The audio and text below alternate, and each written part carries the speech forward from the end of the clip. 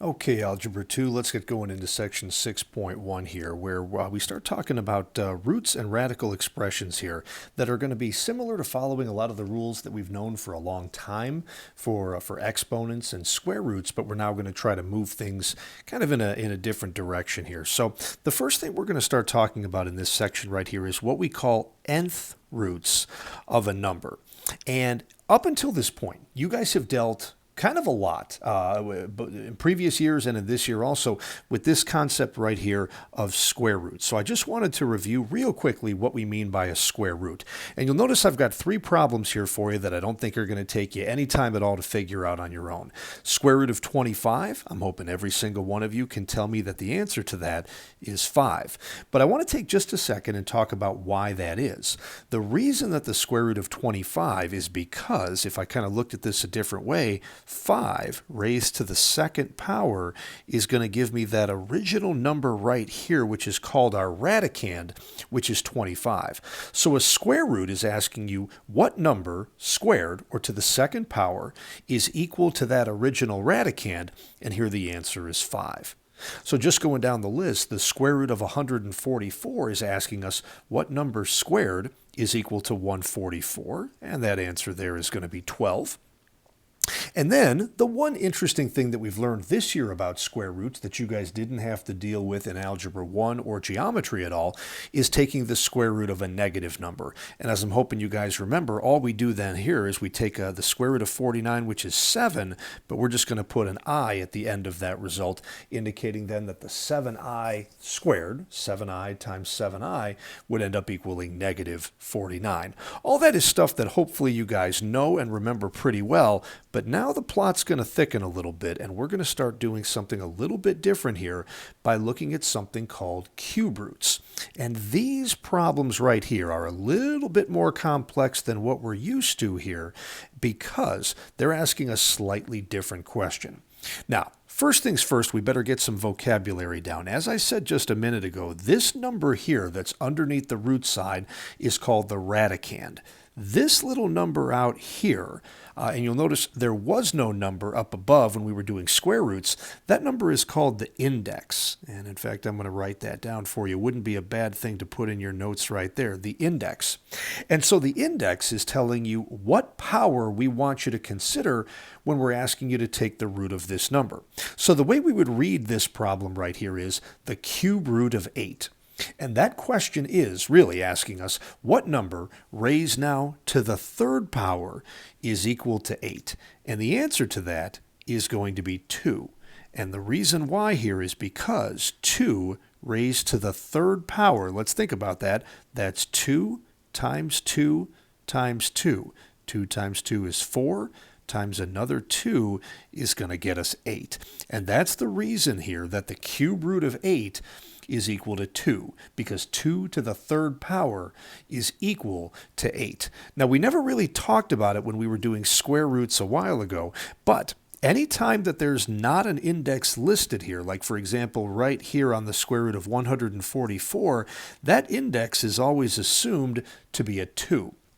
Meaning that we were looking for the number squared that would equal 144. And now that becomes more interesting now when we're looking at other roots, such as cube roots. Okay, the cube root of negative 125.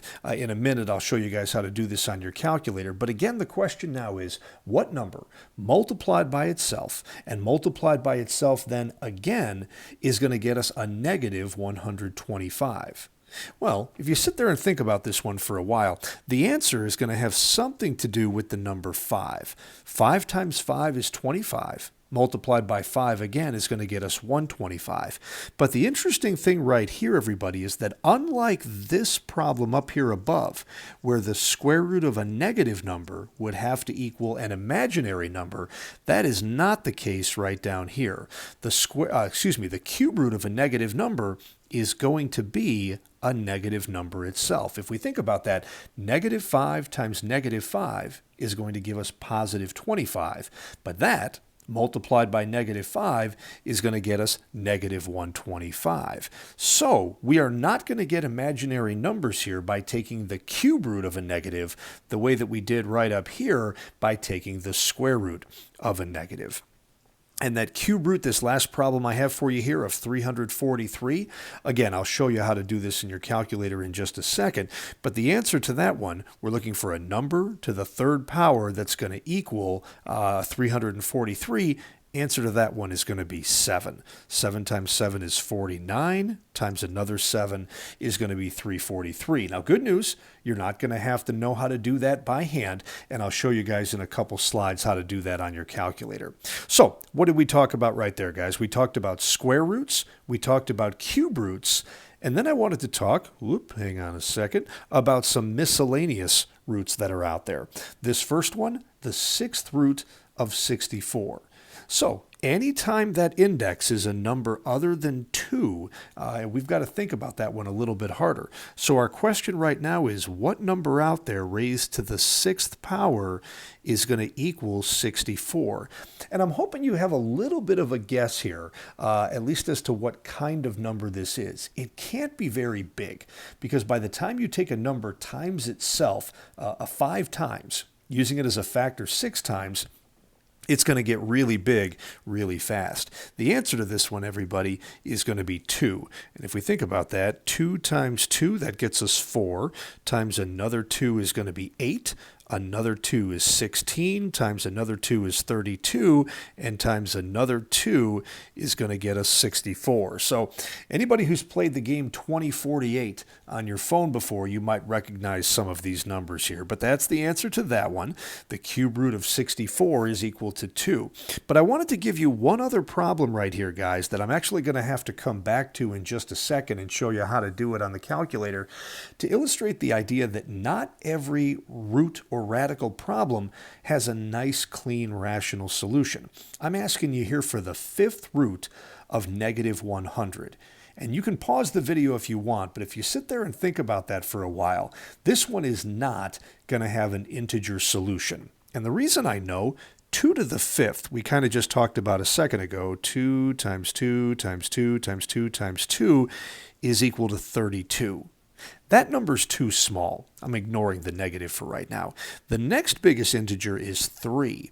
And 3 to the 5th, oh boy, 3 times 3 times 3 is 27, times 3 is 81, times another 3, if I'm not mistaken, is 243. That number's way too big. So that tells us that the answer to this problem that we're going to write here in a moment is going to be somewhere in between 2 and 3, and we're actually not sure where yet. So in a minute when I get into calculator stuff, we'll come back and we'll look at that problem again. Okay, so now the big takeaway from this section here, everybody, is that we are now talking about rational exponents, and I'm going to remind everybody yet again that the word rational is just a mathematician's word for fractions. So there's 2 big rules that we have to get used to, and we are going to have to study them and memorize these guys, because I don't believe these are rules that you guys have seen anywhere along the way leading up to this point here. The first one is what to do when you've got a base, such as a, being raised to a fractional exponent of 1 over n. What that means, everybody, is that, oops, that's not what I wanted to have happen there. What that means is that this fractional exponent can get rewritten as a radical. And the a, the base of the exponent, is still going to be the radicand, the number that goes underneath the root sign. But what happens now, everybody, is that the denominator of that fraction, which is n, is going to go right here, and that becomes the index of your radical. So a to the 1 over n power can just be rewritten as the nth root of a, which again, we talked about a little bit on the last slide. We'll see a couple more examples of that in just a second. The second version over here in the other box is really the exact same concept, just written a little bit differently here, everybody. Once again here, we've got a to a fractional power, but this time, instead of the numerator of that fraction being 1, it's just m. So again, we're going to rewrite this with a radical, and the a is still going to be the radicand underneath that. And what happens here is that the n, the denominator of that fraction, is still going to be the index of the radical. The weird thing here is that the m, which is the numerator, is now an exponent that gets written on the a underneath the radical sign. Or There's actually, this doesn't happen very often in math, guys, there's actually another way you could do this problem. Really gives you the same result. You can take a and you can use n as the index of your radical, and then if you wanted, you can do that root first and then take the result to the m power. So these two versions of this little formula here are exactly the same. In the first one, the one up on the top, you can do a to the m power first to get yourself a pretty big number, then turn around and take the nth root of that big result. The second version here is actually probably the better one to follow because it helps your numbers stay smaller usually, says that you can take the nth root of a first, which makes the number smaller, and then take that result to the m power. Both of them will work. Both of them will get you the same result. Okay, so let's take a look at a couple examples here of what we can do with some of these fractional powers here. So 625 to the 1/4 power. So what I'm going to do there, guys, is go back to, sorry about that, go back to this previous power. That's basically this property right here, but kind of applied in reverse here, guys. And I take that back. It's applied in that order. We have a fractional exponent, and we're going to spin that right here into an nth root. So a to the 1 over n is equal to the nth root of a, which means we could rewrite 625 to the 1/4 power as a root of 625, and the denominator of your fractional exponent, which here is 4, becomes the index of your radical.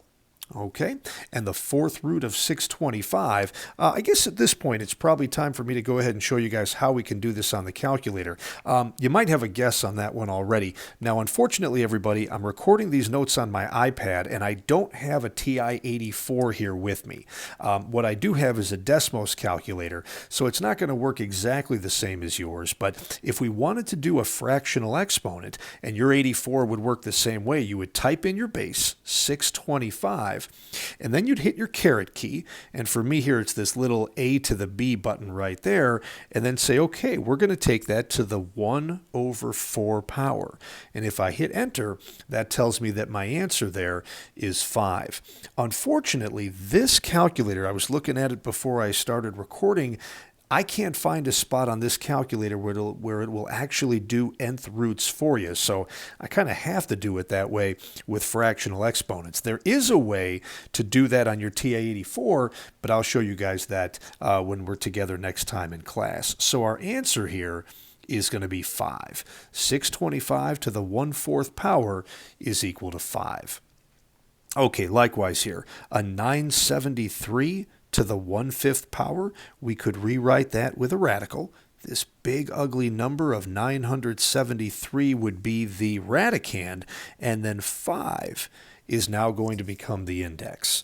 And I'm going to be honest with you guys, I don't know that off the top of my head, and I wonder if I didn't give you this example here just to be difficult here on purpose.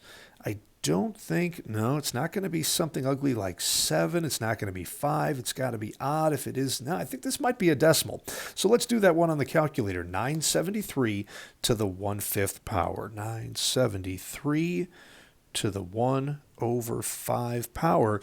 Yeah, and sure enough, I came up with this ugly decimal, which tells us this is an irrational number. And I'm going to go ahead and write that out. I think rounded to 2 decimal places. I'm going to write that as 3.96. You guys will have to pay attention to whatever worksheet or test you're working on there to see what the directions say you're supposed to do as far as rounding.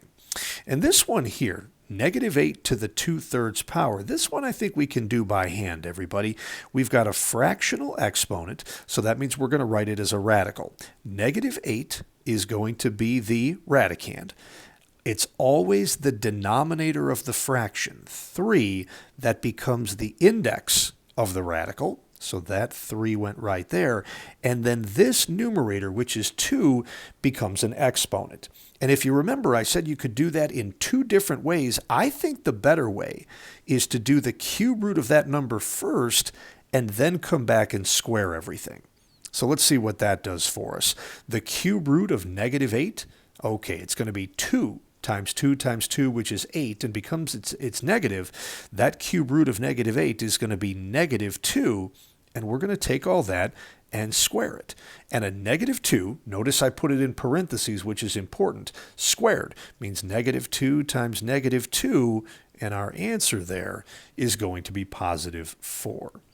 Okay, and it looks like I've got one more problem tucked away right here, 25 to the 5/2 power. Okay, so let's see what we can do with this one. Once again, a fractional or rational exponent means we're going to write this thing as a radical. 25 is your radicand. That goes right here. The denominator of that fractional exponent, 2, is the index. And I really don't have to write that index there because, as I said earlier, anytime there is no index, we assume that it's 2 and it's a square root. So to try to get you guys used to that, I'm going to get rid of that there, and then we're going to turn around and take all of this to the 5th power. So again, I think it's easier to handle it this way. The square root of 25 is going to be 5, and then we're going to take 5 to the 5th power. And I'm pretty sure, but I better come back and check this one, that's going to be 3125, but let's check. 5 to the 5th power. Boy, I hate being right all the time. 3125, and that's our answer to that problem right there. Okay? Quick thing I want you to notice here, guys, as we look at it, we were taking 25 here to a power that, even though it was a fraction, 5 over 2 is bigger than 1. Now, one thing I'm hoping we remember, any number raised to the 1st power is just equal to that number itself. Okay, 25 to the 1st is equal to 25. So therefore, since this power was bigger than 1, it kind of makes sense that our result here is bigger than the 25 that we started with. But if we contrast that with problem number, how about B right here? We were taking a big base like 973 to a very small exponent, 1/5, which is significantly less than 1. And because that exponent was less than 1, it's not surprising to me that our answer was less than the 973 that we started with. Kind of a good thing to keep in mind as you're working through problems like these. Okay, moving on now. The big thing we're going to be doing at the end of this section 6.1 is going to be solving equations that have radicals involved there. And really, all we've done so far this year, you guys, is solve equations with squares in them. And we've learned that a square is what will undo a square root. Well, now we're going to start getting into more complicated equations that have more complicated exponents on them, but the system here, the concept for solving them, is going to be pretty much the same. And even though this looks scary, there's actually very little work to be done right here, and we're going to knock this out pretty quickly. What's going on right here, guys, is that we have our variable x, and it's being raised to the 7th power, and that's equal to a negative 532. Same 3 questions we always ask. Where is the variable? What is being done to it, and how do we undo that? Okay, where's the variable? Obviously, right there. What's being done to it? It's being taken to the 7th power. And how do we undo that? 2 ways, but they both accomplish the exact same thing.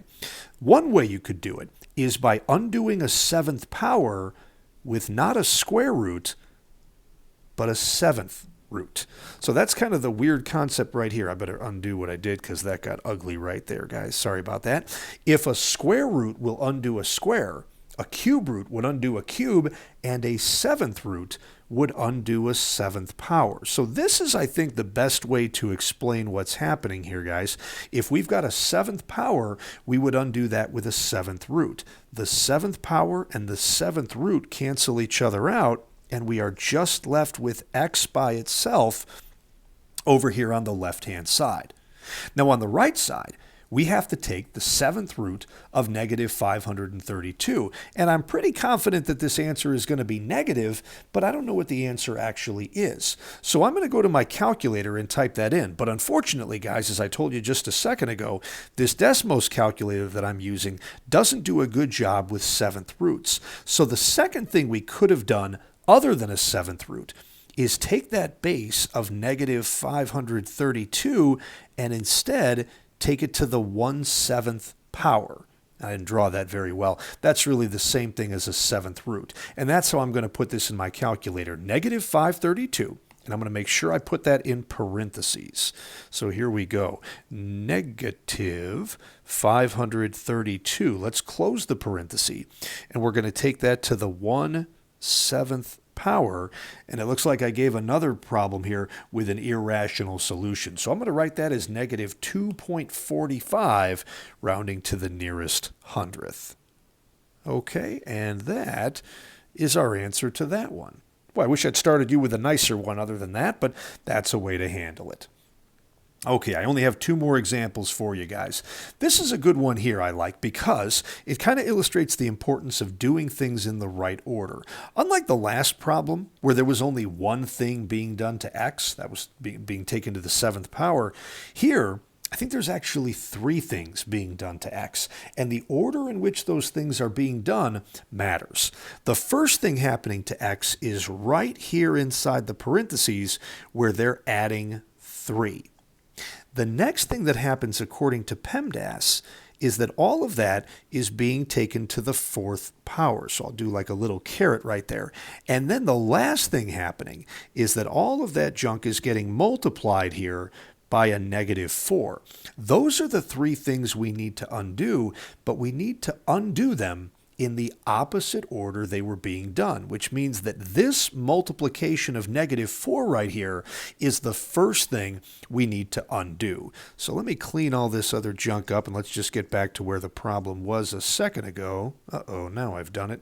All right, and the first thing we're going to do here, everybody, is we are going to divide both sides by -4 simply because that was the last thing that was being done on the left-hand side. Those cancel.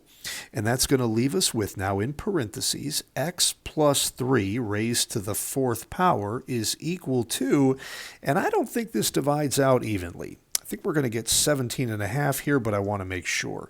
So we had a -70 divided by a -4 got us, oops, that's not the button I wanted to hit. There you go. Yes, 17.5. So that's what our right side now becomes. Okay, we're making progress. Next thing we have to do, undo that 4th power with a 4th root. So a 4th root on the left, and we'll do the same thing over here on the right, a 4th root there. The 4th power and the 4th root just cancel each other out, leaving us with an x plus 3 equals, and I'm going to need my calculator's help here for the 4th root of 17.5. So I will take that 17.5 to the 1/4 power and get this ugly decimal. Looks like that's actually going to be 2.05. We'll be rounding that to. All right, so a 2.05 here, and the last step is nice and easy. We're just going to subtract a 3 from each side here. Those are going to cancel, and we're going to get x equals, and that should be a -0.95, but again, let's just make sure. And if I just hit minus, nope, wait a minute, how does this calculator work? I've got to hit the, there's an answer button somewhere, isn't there? I thought there was. Maybe not. Can I go up and hit that button right there? No, that didn't work. Okay, so I guess I've got to type that in manually here. So 2.05 and then -3, and that gets us, yeah, -0.95. Okay, so -0.95, and that's our solution to that equation. All right, and I just have one last one to do with you guys, and that's what to do when the exponent is a little bit messier than what I showed you before. X to the 7/9 power. Very simply, guys, the way we're going to handle this is we're going to get rid of a fractional or rational exponent like 7/9 by reciprocating that exponent. And the reciprocal of 7/9 is 9/7, and we're going to do that on both sides of this equation. We're going to take both sides to the 9/7 power. And if you remember something we talked about in our 6.0 notes, right here, guys, when you have a power of a power, this is when you multiply your exponents together. But any number, like 7/9, times its reciprocal is just x to the 1st power. And you don't even need to write x to the 1st power. That's just what x is. And we're just going to take this 128 to the 9/7, and put that in our calculator here. 128 to a power of 9 over 7. And if I'm not mistaken, 64, I think that's 2 to the 9th. I think that's going to be 512 if I'm not mistaken. There it is, guys. 512 is going to be our answer to that problem. Okay, everybody, trying to keep that short and sweet. That's all that we've got for you right here in section 6.1. So let's give that homework a try, see how we do, and we'll come back and we'll take questions on that tomorrow. Good luck, everybody.